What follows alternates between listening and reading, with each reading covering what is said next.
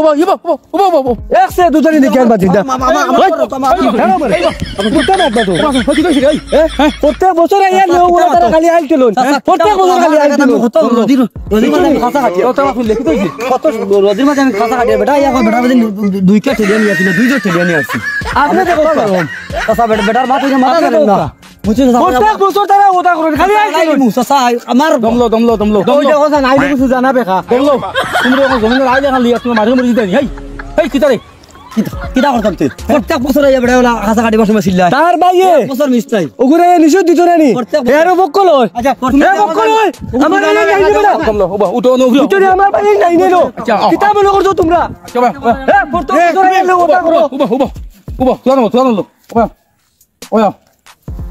ও ঘটনাটা কও কিলা প্রত্যেকটা বছর চাচা তারা